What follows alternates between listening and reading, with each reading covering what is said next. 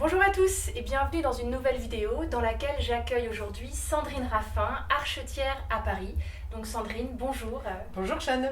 Et merci beaucoup d'avoir accepté mon invitation pour venir m'entretenir avec toi sur ma chaîne à propos de ton métier. Merci. Alors du coup, ma première question, elle est assez simple. Qui es-tu?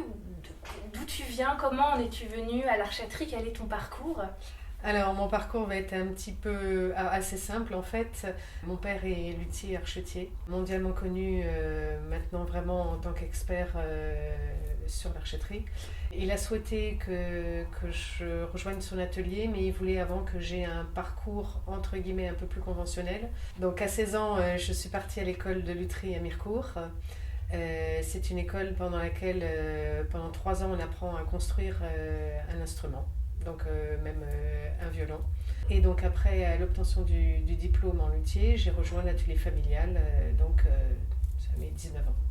Donc tu dis que tu as eu un diplôme en luthier et pas un diplôme en archetterie. C'est ça. D'accord. Ça fait 30 ans que j'exerce avec uniquement un diplôme en lutherie. Je n'ai aucun diplôme en archetterie. D'accord. Mais est-ce que ça existe les diplômes en archetterie? Alors ça doit exister.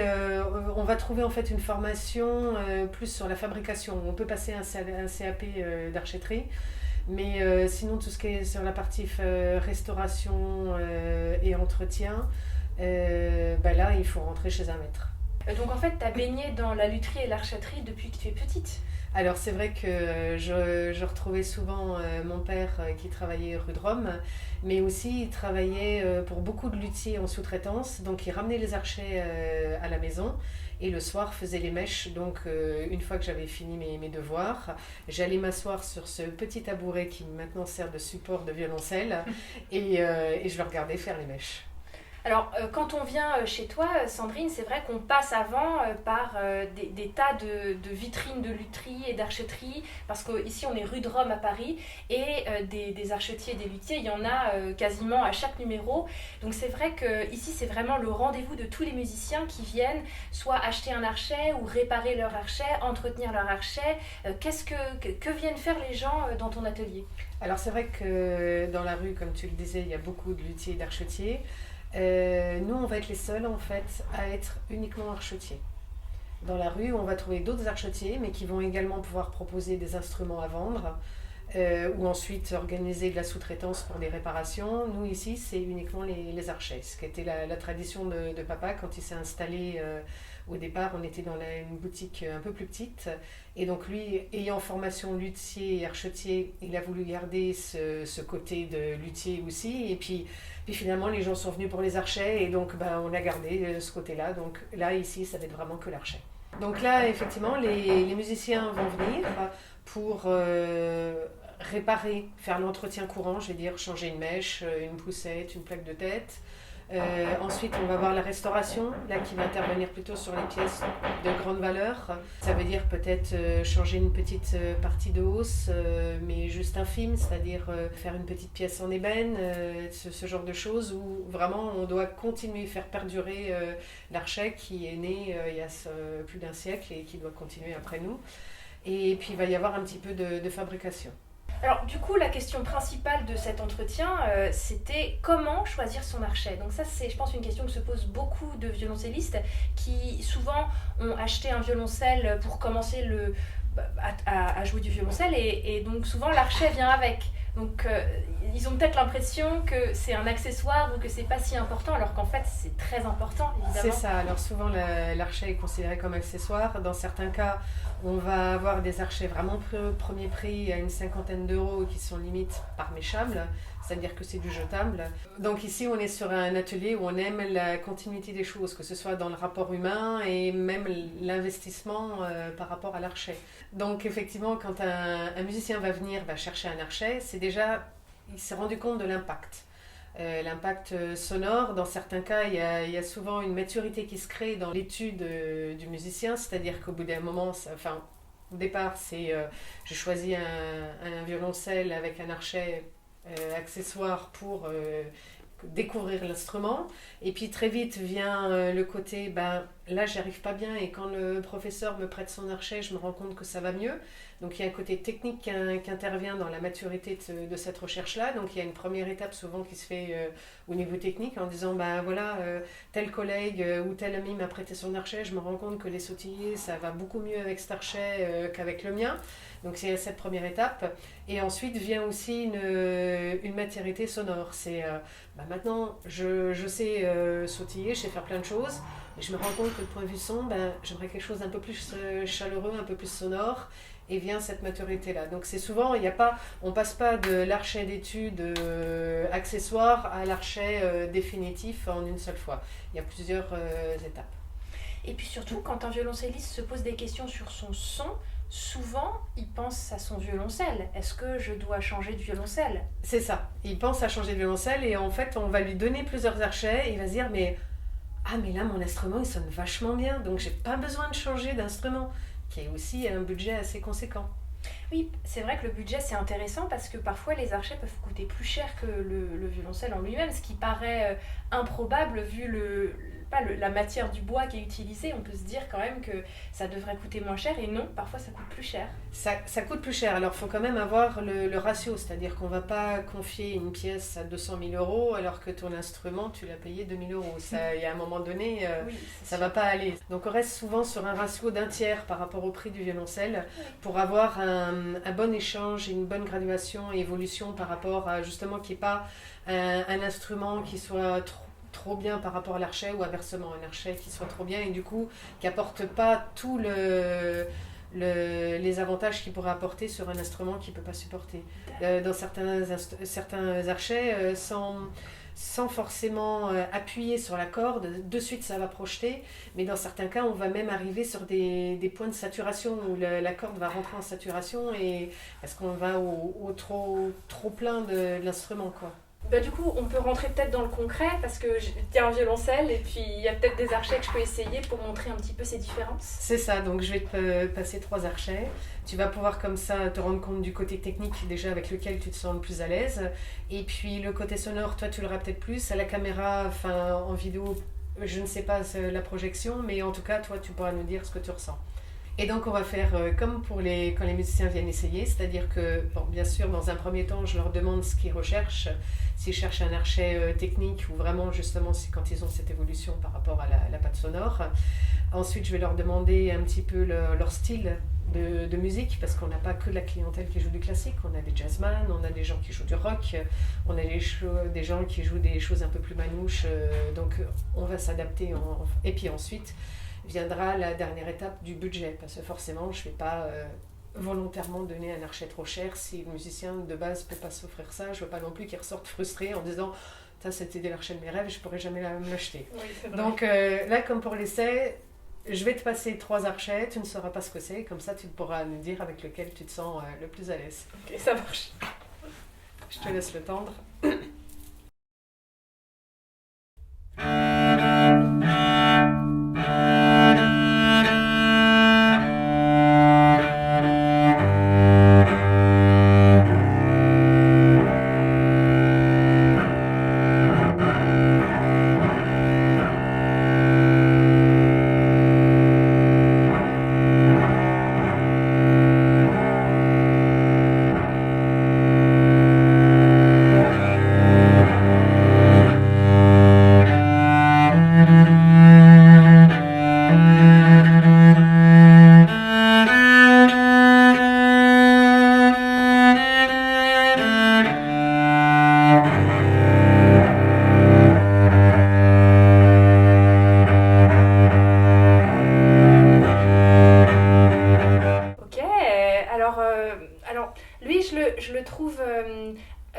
Assez nerveux, assez précis à la pointe, un peu moins au milieu.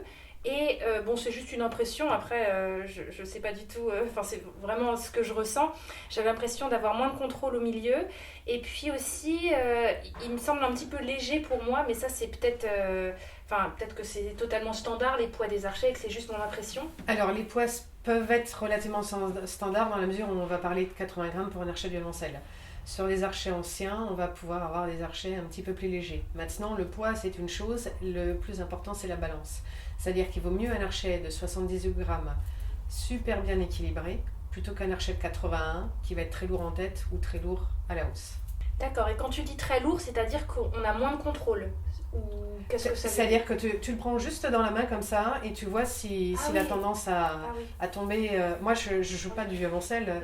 Donc, quand les gens me demandent sur certains critères, voilà, je cherche ça, ou parfois je passe plusieurs archets et ils vont me dire j'aime bien celui-là, celui-là et pas celui-là. Je vais prendre justement ce critère-là, je vais prendre l'archet en main, regarder le point d'équilibre pour me rendre compte effectivement de vers quoi le musicien aime, vers quoi s'orienter pour pouvoir redonner un autre archet.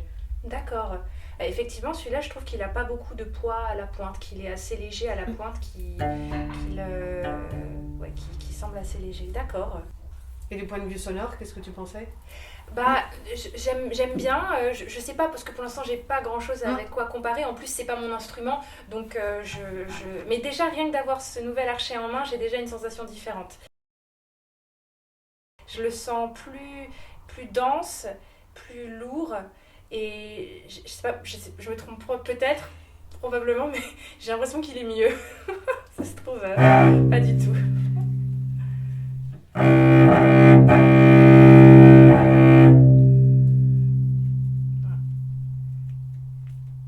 J'arrive pas à bien l'entendre parce que il me paraît mou maintenant que je le joue.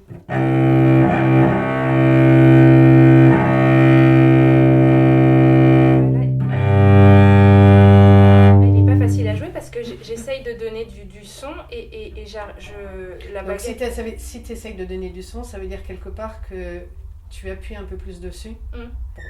Donc potentiellement qu'il sonne moins bien que l'autre. D'accord. Voilà, même si tu veux reprendre celui-là, oui. En appuyant de la même façon. Oui, du coup, ça n'a rien à voir là. Là, j'ai beaucoup plus de projection et j'ai et c'est celui que j'ai essayé à l'instant là, celui-là, ça, le premier. C'est le premier. Ouais. C'est marrant, j'avais une sensation différente en le prenant dans ma main, et là, dès que je l'ai posé sur la corde, j'ai une sensation plus creuse. Et en fait, cette densité, ce que j'imaginais en voyant cette baguette, en fait, c'est bête, mais comme elle était plus sombre, j'ai eu cette impression-là, elle est complètement fausse. En fait, maintenant, je le sens qu'il est plus fragile que l'autre. C'est ça.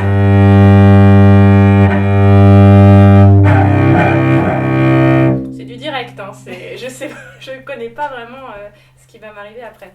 Ah oui, et là, immédiatement, j'ai ce confort de jeu que j'ai pas du tout avec celui-là. C'est ça. Et ça, c'est le troisième.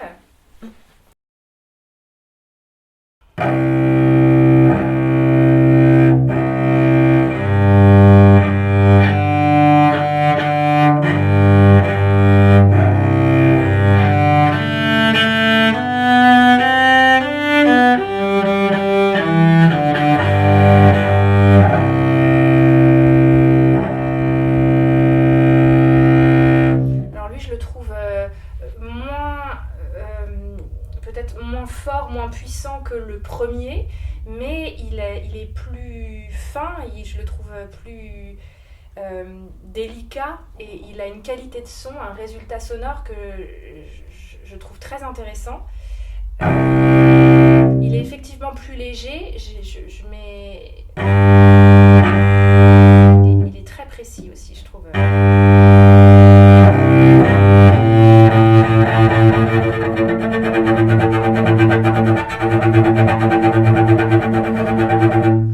Je vais essayer de sautiller avec le premier archet. C'est celui-là.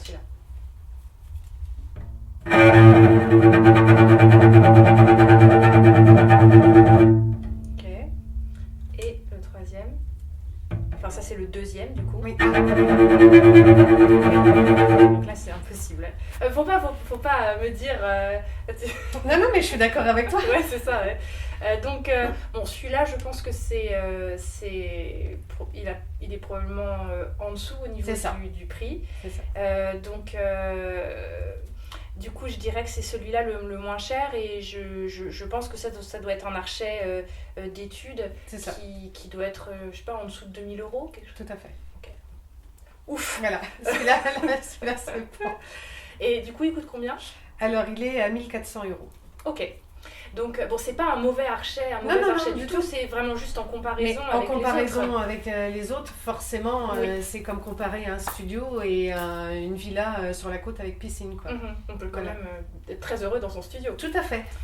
Alors du coup, il reste ces 2 archets, donc ça C'est c'est ça. le premier que j'ai essayé, Oui. c'est ça.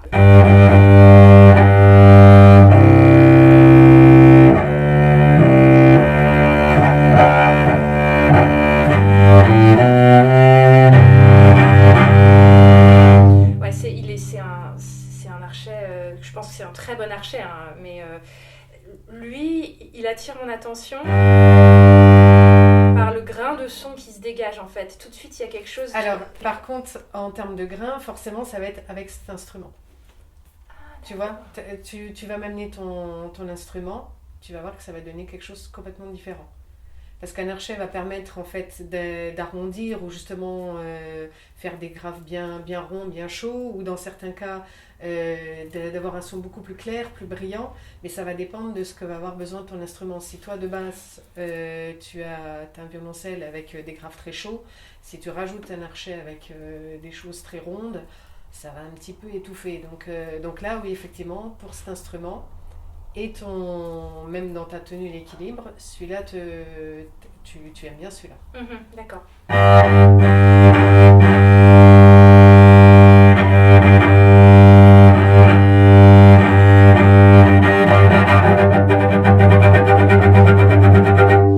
Oui, donc je le trouve en fait très très équilibré et surtout, au niveau du contrôle, j'essaie du coup de me concentrer que sur l'archet.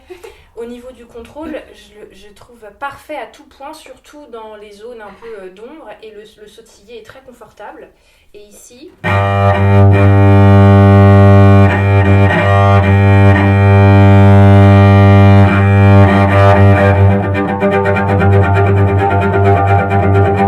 ouais, alors du coup, il est très bien aussi, mais comme tu dis, moi c'est le son là qui attire mon attention sur donc le troisième archet par rapport au premier. Alors je dirais, sachant que ça se trouve je me plante complètement, que le premier archet que j'ai essayé, c'est celui qui est en milieu de la gamme, et le dernier c'est le plus haut de gamme. Non, c'est l'inverse. Oh non. Désolée. Bon, alors, et du coup, bon, alors, donc c'est le premier que j'ai essayé, qui a reçu mes critiques, qui est le plus cher, C'est ça. qui est probablement beaucoup plus cher que mon archet. Alors, donc, dis-moi un petit peu combien il coûte ces 2 archets. Alors, donc celui que tu as préféré, il est à 6 000 €. 6 000 €. Et l'autre que tu aimais bien par rapport au premier, mais moins bien, par rapport à celui-là, est à 30 000. Ah oui, d'accord, 30 000 €, mais c'est énorme comme budget. Enfin, qu'est-ce qui fait que c'est... C'est avec la rareté, on est sur des pièces anciennes. Donc normalement, ce genre d'archet n'est pas essayé sur un instrument d'étude pour avoir vraiment toute la palette sonore avec toutes les harmoniques qui peuvent s'en dégager. Comme je te disais, il faut toujours le ratio d'1/3 pour vraiment avoir la plénitude du potentiel de l'archet. Oui, absolument. Mais c'est pour ça que donc, quand les musiciens me demandent, je suis obligée d'intervenir par rapport au prix pour ne pas dépasser leur budget, ça c'est vraiment l'impératif. Mais je leur demande toujours de ne jamais regarder pour ne pas se faire influencer par un nom. C'est pas toujours le cas. On a des fois des musiciens qui regardent un petit peu l'étiquette en dessous, voient le nom et ah ouais, il est vachement bien. C'est un petit peu dommage. Bon, après, c'est leur chemin de vie avec l'archet, hein, je dirais leur responsabilité. Moi, de base, je leur ai demandé de ne pas regarder pour justement, si un archet qui est vraiment bien, beaucoup moins cher, bah oui, ça sert à rien de dépenser plus, quoi. Sauf en cas d'investissement aussi. Là, on rentre dans autre chose. On peut avoir des musiciens aussi qui souhaitent investir. Et pour le coup, là, ça va être aussi notre rôle de dire, bah, écoutez, tel auteur, ça se revend facilement, tel autre, c'est un peu plus difficile. Donc, c'est aussi un conseil, dans la mesure où les sommes sont importantes, on se doit de leur dire, attention, là, vous achetez un archet plus cher, mais qui est de l'école 2, ou pas tout original. Là, vous avez un archet un peu moins cher, mais tout complet. À la revente, ce sera meilleur. Donc, celui-là, ce sera peut-être mieux pour jouer. En termes d'investissement, celui-là, ce sera plus facile à revendre après. En fait, tu parles aussi d'archets, où c'est aussi la même chose pour les violoncelles, j'imagine, mais en tant qu'objet d'art aussi. Complètement. Ah oui, oui. Mais ce qui est vrai que ce qui est difficile quand on est élève ou en formation, c'est que est-ce qu'on sait vraiment quel est le bon archet pour nous? Parce que quand on l'essaye 5 minutes dans un atelier, est-ce qu'on peut vraiment se rendre compte? Alors, c'est pour ça qu'on ne va pas faire d'essayage en 5 minutes. Effectivement, que quelqu'un va me dire je vais acheter un archet comme ça, j'ai dit non, vous prenez rendez-vous, vous venez dans ce salon. Généralement, on laisse 1 heure parce qu'après, au bout d'1 heure, on mélange un petit peu, on ne sait plus trop où on en est. Pour les personnes qui n'ont pas l'habitude d'essayer, je demande toujours, je leur conseille plutôt, de commencer par une gamme. Une gamme, il n'y a pas d'émotion, il y a toutes les cordes et comme ça, on a la projection du son, voir s'il y a un bon équilibre entre les graves et les aigus. Ensuite, ça va être le côté technique avec le sautillé et après, de jouer vraiment quelque chose qui leur plaît.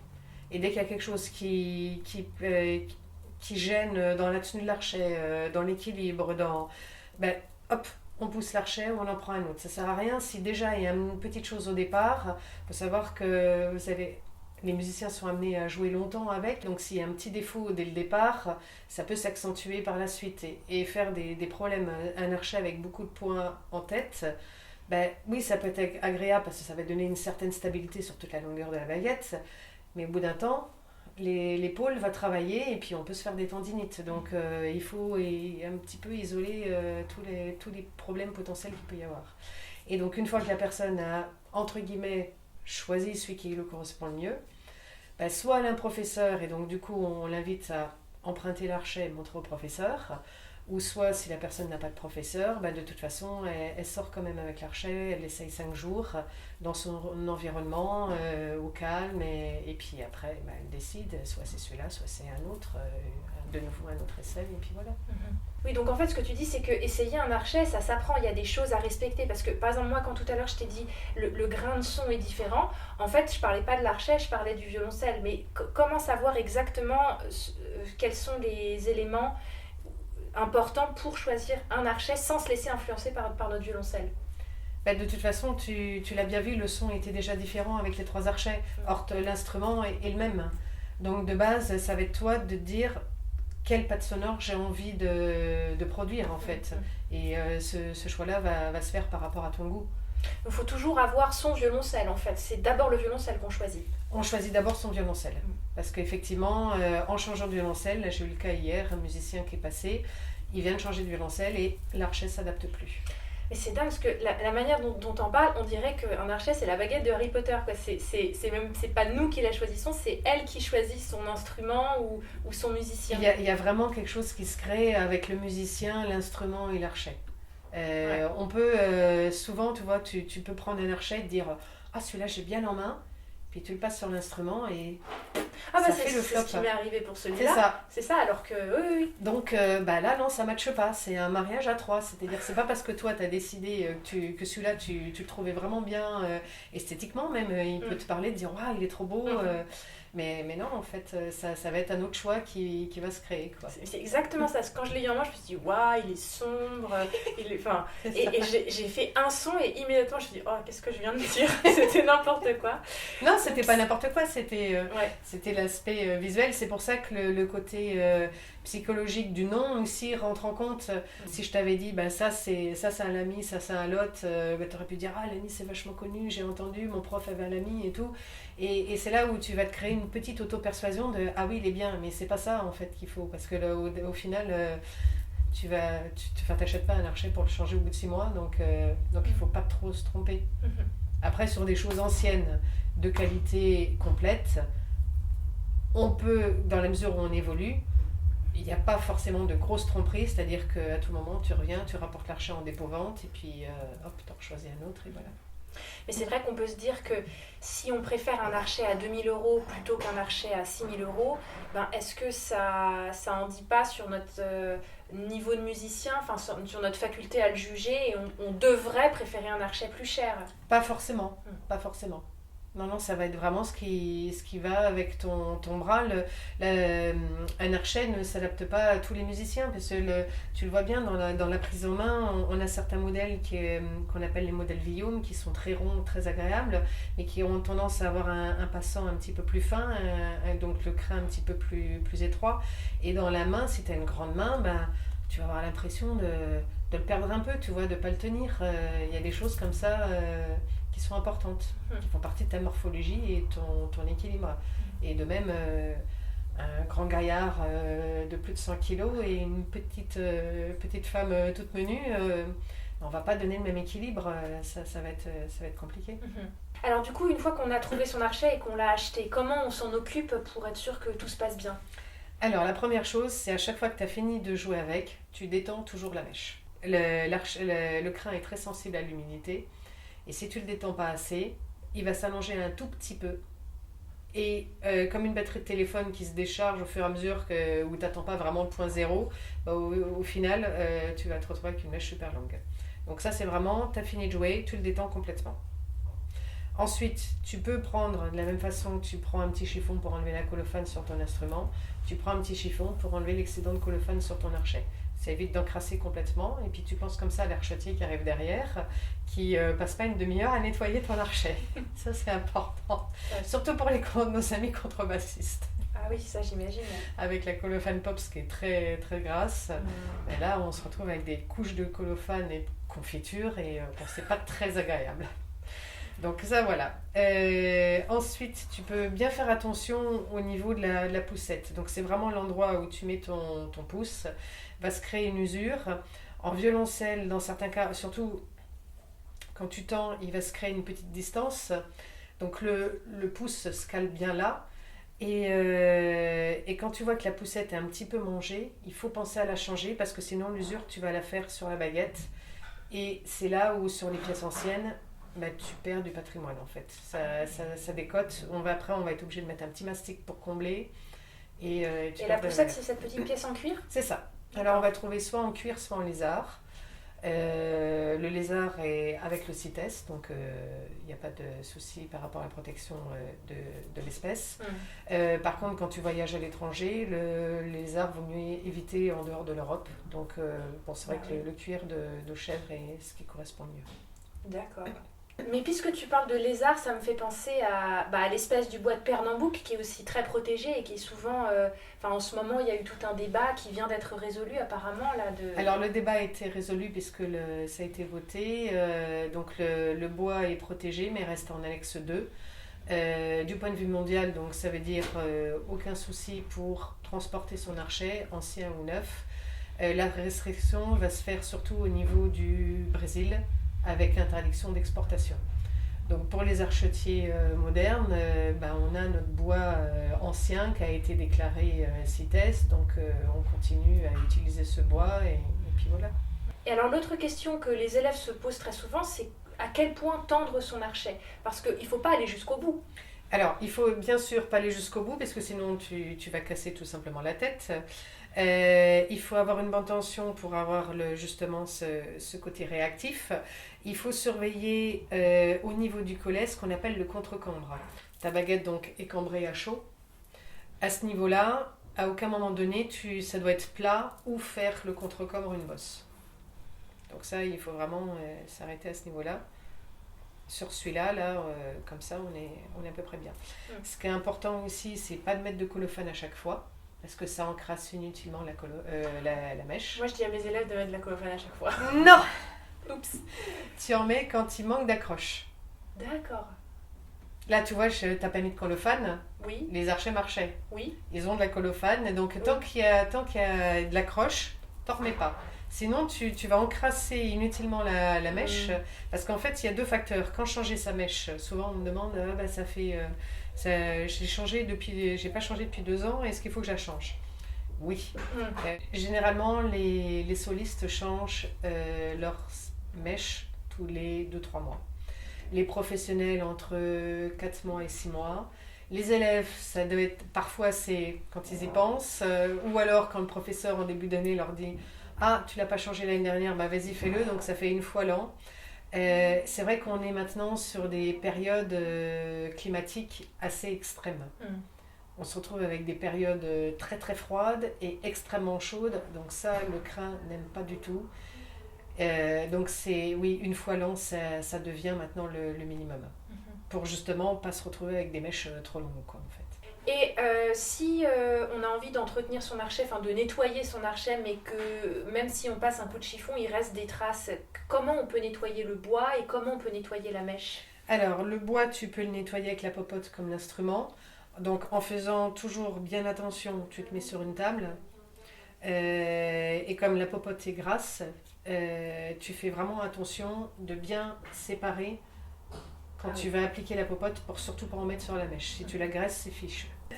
Normalement, quand tu amènes ton archet en méchage, de toute façon, nous, on va toujours nettoyer ton archet et le revernir. À l'inverse d'un instrument où l'instrument est blanc et il y a des dizaines et dizaines de couches pour avoir ce dégradé de couleur, le bois de Pernambouc est teinté et ça va être juste une gomme laque de protection. Donc tu nous l'amènes, on enlève la gomme laque à l'alcool, on remèche et ensuite on remet de la gomme laque. Donc à chaque reméchage, nous, souvent les messieurs disent « Oh, il est beau !» Voilà, parce qu'on le revernit et on le fait tout propre. D'accord. Donc ça va être vraiment important. Pour le nettoyage de la mèche, alors les gens me disent ouais, on m'a dit qu'on pouvait nettoyer les mèches, sous-entendu pour la garder un peu plus longtemps. La mèche en fait c'est comme un cheveu, il y a des petites écailles, c'est ça qui donne cette accroche. À chaque fois que tu joues, les écailles s'en vont et c'est pour ça que tu es obligé, plus la mèche vieillit, plus tu rajoutes, ou tu ajoutes, puisqu'on ne peut pas rajouter, tu ajoutes la colophane. Mais en fait, si tu nettoies ta mèche, tu vas avoir une mèche propre, mais en soi, les écailles seront parties, donc le crin sera lisse. Donc ça ne va rien changer du tout. Donc à partir du moment où les gens me disent ben voilà, ça n'accroche plus, vous pouvez la nettoyer, non, faut changer la mèche. Sinon, il y avait une question que je me posais, c'était est-ce que tu comptes le nombre de crins que tu mets sur les archets? Est-ce que moi j'ai des archets où on m'a dit le nombre de crins qu'il y avait dessus. L'archetier qui l'a fait me l'a dit. Donc est-ce que c'est quelque chose qui se fait chez tous les archetiers? Alors c'est quelque chose qui se fait chez certains archetiers. Nous, pour le coup, on va travailler d'une façon différente. C'est-à-dire qu'on nous apprend archet de violon 5 grammes, archet d'alto 6 grammes, archet de violoncelle 7 grammes, archet de contrebasse aux alentours de 12 grammes. Ça, c'est la théorie. En pratique, il va falloir que tu t'adaptes à l'archet. La première chose, ça va être la largeur du passant. C'est-à-dire que si de base tu mets 7 grammes et que tu as une hausse très large, ça va te donner une mèche assez déplumée. Inversement, le modèle Vioum dont je te parlais, qui est beaucoup plus étroit, si tu mets 7 grammes, là, ça va te faire un gros truc mastoc, quoi. Mais ce que tu appelles le passant, moi j'appelais ça la bague. C'est ça, c'est ce qu'on appelle le passant. D'accord, c'est bien. Ça me fait du bien ce petit entretien pour revoir mes bases. D'accord. Donc, il va y avoir donc la théorie des 7 grammes. Ensuite, en fonction de ça, il va falloir qu'on s'adapte à l'intérieur de la hausse. On va avoir une mortaise. Mortaise, c'est en fait un petit trou dans lequel vient s'insérer le crin. Avec une petite mortaise, même si on écrase un petit peu notre crin pour essayer de gagner en place, on ne peut pas mettre une grosse mèche. Et ensuite, il va y avoir la qualité de la baguette. Sur un archet très nerveux, on va avoir tendance à mettre une mèche un petit peu plus costaud et une mèche justement un petit peu plus courte parce que la baguette va tirer beaucoup sur le crin et va faire allonger le crin. Inversement, une baguette un peu plus souple, on va alléger un petit peu le crin et la faire un tout petit peu plus longue. Ensuite, nous à l'atelier, on va monter avec des petits rebords d'attaque.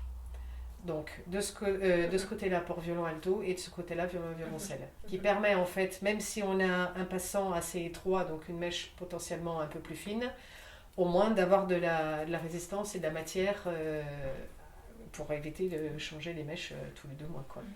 Parce que quand tu parles du coup de cette histoire de mèche par rapport à l'archet, moi ça résonne en moi quand je choisis mes cordes par rapport à mon violoncelle.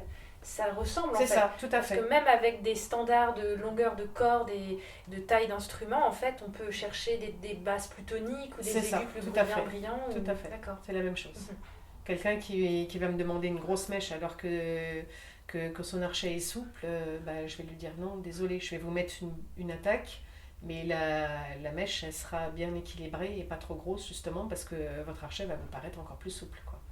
Mais si un professionnel vient te demander un truc ubuesque que tu ferais jamais, mais il te dit mais si c'est ça que je veux, tu vas le faire? Alors non, parce que non mais parce que de base c'est une méthode qui m'a été enseignée par mon père, qu'il a tenue de son maître et des maîtres anciens on remèche de façon traditionnelle sans colle. Donc c'est avec un petit fil, avec de la colophane. Nous on remèche de façon vraiment traditionnelle comme ça.